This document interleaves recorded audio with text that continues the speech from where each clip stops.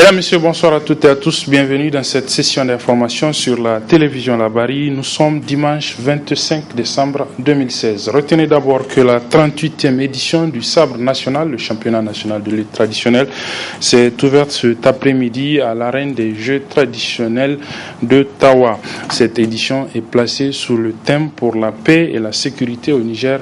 Je m'engage. 80 lutteurs se lancent donc à la course au sabre pour succéder au vainqueur, au détenteur donc de ce sabre, le lutteur de Dosso, Isaka Issa. Aujourd'hui, 25 décembre, c'est donc Noël ou la fête de la Nativité. Et puis, comme chaque année, à l'occasion de la fête de Noël, les évêques du Niger adressent un message à la communauté chrétienne, mais également à celle musulmane. Je propose de suivre le message du Noël de cette année avec l'archevêque du diocèse de Niamey, Monseigneur Laurent Lampo. À l'occasion de la fête de Noël, en communion avec Monseigneur Ambroise, évêque de Maradi, nous sommes heureux de souhaiter les vœux les meilleurs à tout le peuple du Niger. Noël est certainement la fête chrétienne la plus populaire parce qu'elle apporte la paix des cœurs à travers les gestes de solidarité, de partage et de joie. Les chrétiens célèbrent cette fête à l'occasion de la naissance de Jésus, venu de la part de Dieu pour relever les humbles si souvent piétinés par le poids de la dureté de la vie. C'est pourquoi, en tout premier lieu, nous souhaitons un joyeux Noël à tous ceux et celles qui se sentent exclus, délaissés, incompris ou mal aimés. Nous espérons qu'au cours de cette fête, des regards d'amour rendront leur visage plus humain. Nous souhaitons encore un joyeux Noël à tous ceux et celles qui sont privés de liberté et plus particulièrement à ceux et celles qui sont dans les mains de leurs ravisseurs. Que Noël vienne leur donner l'espérance du jour où ils retrouveront leur liberté, leur terre et leur famille. Nous souhaitons aussi un joyeux Noël à tous nos frères et sœurs chrétiens et musulmans qui portent ensemble un regard de reconnaissance à Dieu pour la naissance de Jésus ou Issa et qui s'accordent à le désigner comme parole vivante de Dieu. Nous souhaitons enfin un joyeux Noël à chacun et chacune d'entre vous. Que Noël apporte paix et joie dans tout le cœur. Bonne et heureuse fête à toutes et à tous. Voilà, c'était donc le message des évêques catholiques du Niger à l'occasion de la fête de Noël, aujourd'hui donc 25 décembre. Voyons justement à propos de cette fête comment elle a été célébrée hier nuit dans les différents lieux de culte chrétien. C'est dans un reportage signé Sadou Domi et Hassan Saleh Mustafa.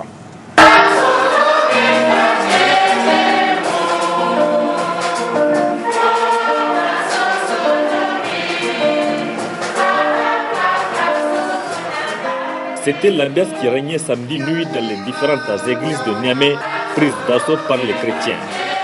Ils se sont retrouvés tous, hommes, femmes et enfants, pour fêter Noël. Nous sommes vraiment dans la joie et les choses sont en train d'aller comme ça se doit, sous la conduite du Saint-Esprit, la conduite de Dieu. Nous remercions Dieu vraiment pour ce qu'il est en train de faire. Nous sommes là pour célébrer donc Noël. Nous allons partager un message de Noël basé sur la parole de Dieu. Une fête de Noël qui intervient cette année au Niger dans un climat socio-politique et économique tendu. Les pasteurs saisissent l'occasion pour adresser un message de paix aux Nigériens. La situation qui prévaut un peu dans notre pays, nous avons besoin de la paix. Alors, la fête de Noël, c'est cette paix, c'est cette fête qui, dans son essence, est la venue du prince de la paix. Et le but, c'est de réconcilier Dieu avec l'homme. Alors cette fête, elle cadre parfaitement avec la situation dont nous vivons, c'est le symbole de paix, c'est le symbole de réconciliation. Noël, elle est les bienvenus à ce moment au Niger. Le message fondamental même de Noël est axé sur la paix.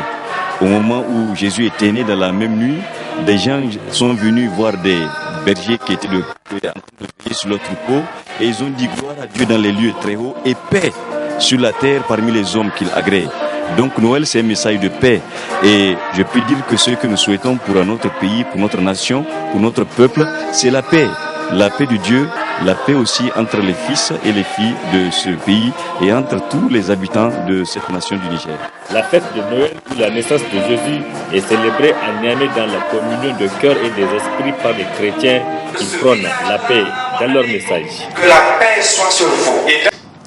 Religion encore avec le début ce matin de la 3e édition du concours de lecture de Saint-Coran qu'organise l'association des étudiants musulmans du Niger. C'était au niveau de la mosquée de l'université Abdou Mouni Diofo de Niamey. Ce concours regroupe les élèves musulmans de plusieurs grandes écoles de la capitale Niamey. Aboubakar Souley et Hassan Saleh Mustafa nous résument le lancement de ce concours.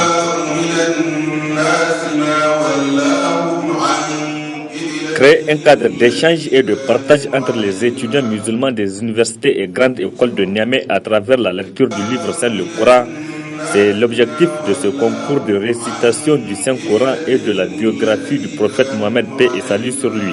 L'AMN a été créé pour répondre aux importants défis de la communauté musulmane, notamment en milieu estudiantin. Elle s'est fixée comme objectif général de contribuer à la promotion des valeurs islamiques à travers la connaissance et la compréhension du Coran et de la Sunna. Le prophète sallallahu alayhi wa sallam disait dans un hadith: le meilleur d'entre vous est celui qui a appris le Coran et qui l'a enseigné aux autres. Fin de citation. Une initiative saluée à sa juste valeur par le ministre en charge de la Renaissance culturelle.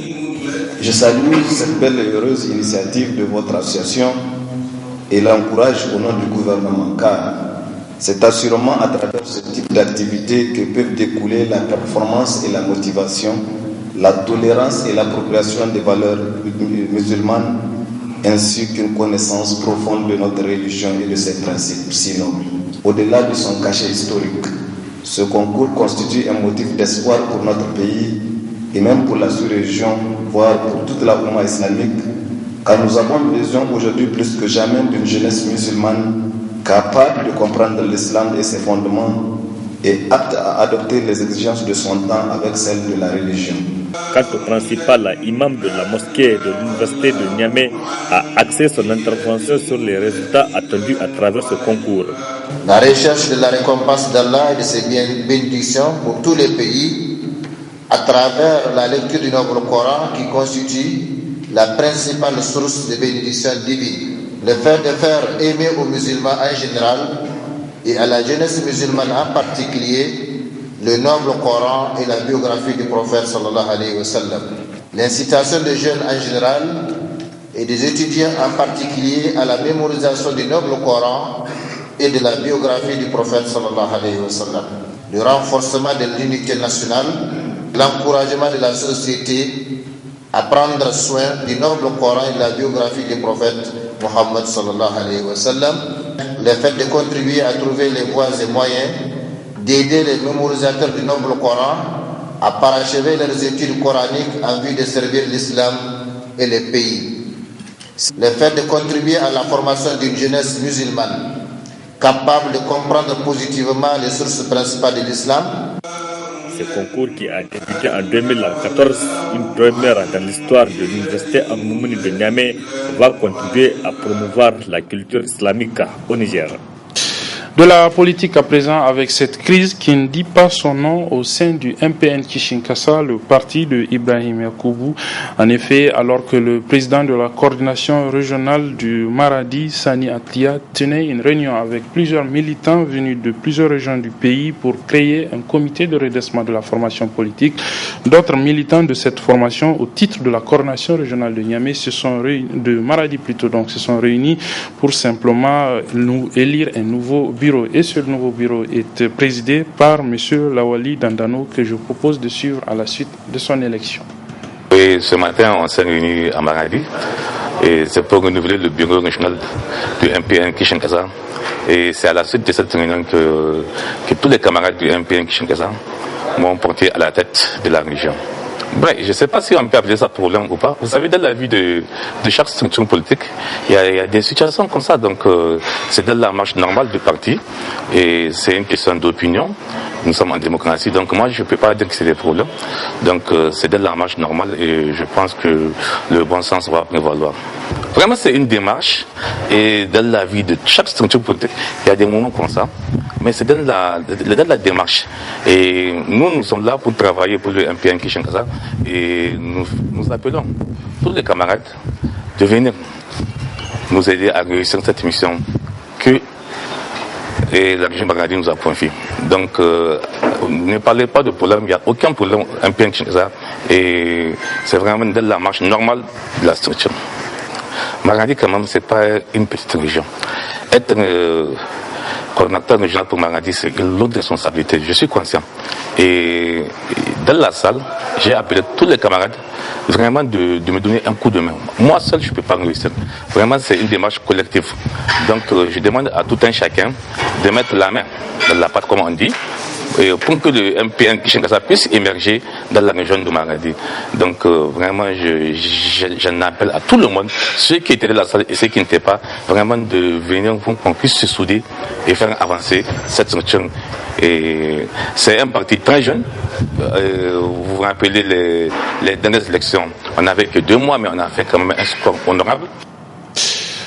Toute autre chose à présent, vaste opération de salubrité ce matin au quartier Bukoti de Niamey. C'est une initiative d'une association dénommée Jeunesse, Patriotisme et Civisme AJPC pour ainsi contribuer à la salubrité dans la ville de Niamey. Le résumé de cette opération de salubrité avec nos reporters Nasser Seydou et Nasser Dantofo.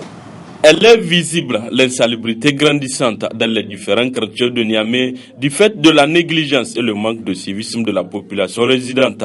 C'est pourquoi ces jeunes réunis au sein de l'association d'État, Association Jeunesse, Patriotisme et Civisme AJPC, décident d'apporter leur contribution à travers cette journée de salubrité. En effet, il est plus qu'un secret de polichinelle que la majorité des villes de notre pays est dépourvue de propriété. Conséquence de la négligence des populations résidentes, mais également du fait du mauvais fonctionnement de nos communes. À cette situation s'ajoute le non-respect des règles de bonne conduite en société, telles que le code de la route, l'inattention au bien public, dans la cause et le faible taux d'analphabétisation que notre pays connaît depuis des décennies. Les notions de base du civisme n'étant enseignées qu'en milieu scolaire, il est pénible, voire impossible d'inculquer dans l'esprit de tous les comportements du bon citoyen à la population en majorité analphabète. Au regard de tout ceci et vu les difficultés auxquelles nous faisons face quotidiennement, nous jeunes avons décidé de mettre en place une association à caractère apolitique afin d'amener la population nigérienne en général et la jeunesse en particulier à un changement de mentalité de par nos actions et nos attitudes civiques exemplaires. Le civisme est une vertu. Il nous pousse à admettre que notre nation est régie par des règles qui visent à préserver l'intérêt général et le bien commun.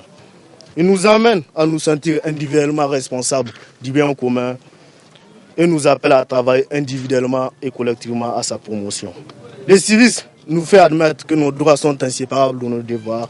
Il nous amène à accepter des responsabilités dans notre nation, de même qu'à prendre les risques correspondants.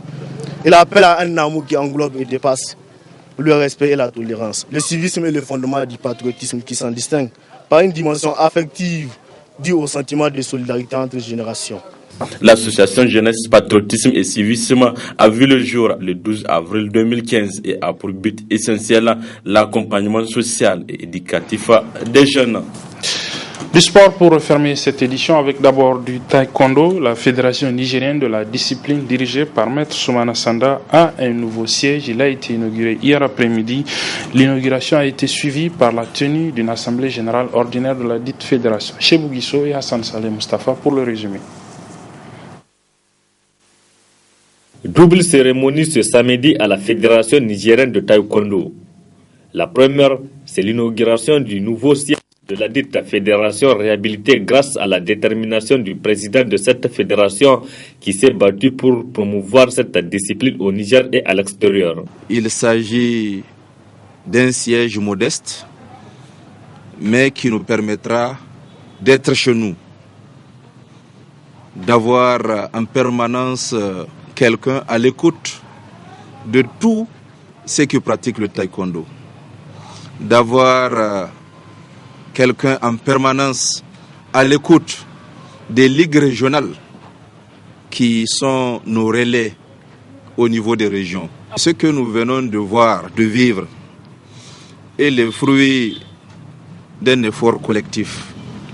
En cela, je voudrais remercier l'ensemble des membres de la Fédération nigérienne de taekwondo, l'ensemble des ligues et tous ceux qui, de près ou de loin, nous ont aidés à réaliser cet important objectif. La seconde cérémonie, c'est la tenue de l'Assemblée générale ordinaire du Bureau exécutif national de la FENI Taekwondo, âgée au cours de laquelle toutes les 8 régions ont pris part.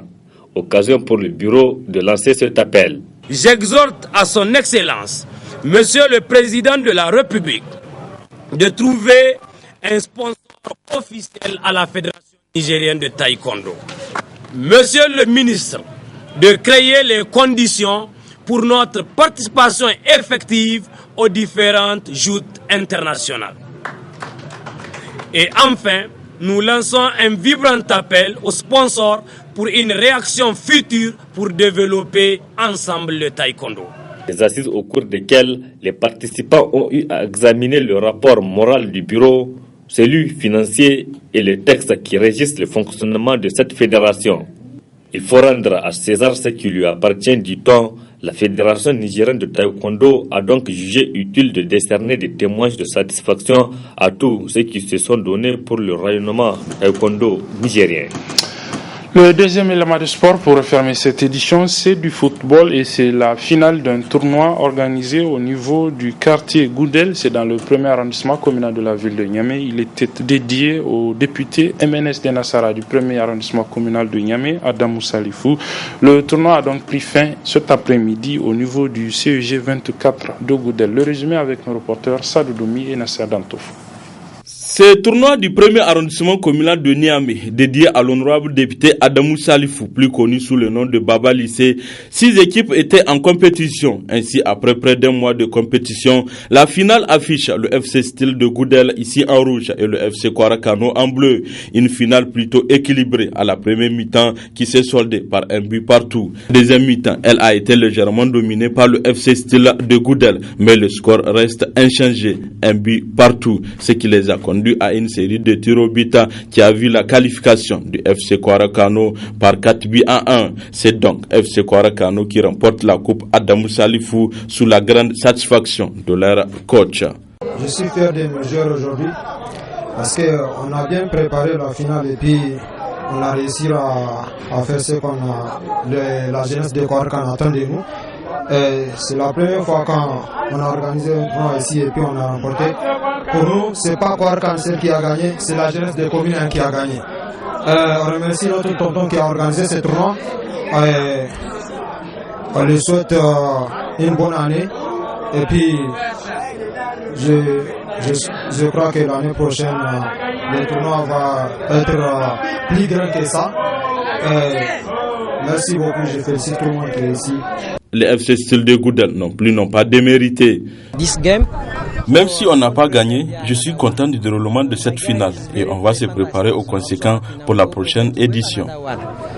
Très ému que la jeunesse a pensé à sa personne. L'honorable Adamou Salifou, c'est le premier arrondissement qui gagne. Fierté et gaieté en même temps, parce que quand on voit effectivement le niveau du jeu, on se dit que l'avenir est promis. Nos jeunes se sont bien battus. Il y a eu nécessairement un vainqueur. Il y a eu un vainqueur et je le souhaite de continuer comme ça. Et ceux qui n'ont pas gagné aujourd'hui, de s'améliorer pour demain gagner. Vraiment, c'est une fierté pour moi de présider d'abord à l'ouverture, au lancement de ce tournoi et de sa clôture. Dieu, quand même, il faut le remercier de nous avoir accordé la vie pour tenir jusqu'à ce moment-là. Donc, c'est pourquoi je suis très, très, très fiers de ce qui s'est passé. Plusieurs prix ont été décernés aux meilleurs supporters, meilleurs buteurs et meilleurs gardiens, ainsi qu'un tableau a été décerné à l'honorable Adamou Salifou dit Baba Lissé. Rendez-vous est donc pris pour la deuxième édition en 2017. Et c'est sur ce que se referme cette édition, mesdames et messieurs. Merci de l'avoir suivi et très bonne suite des programmes sur la télévision La Bari. Au revoir.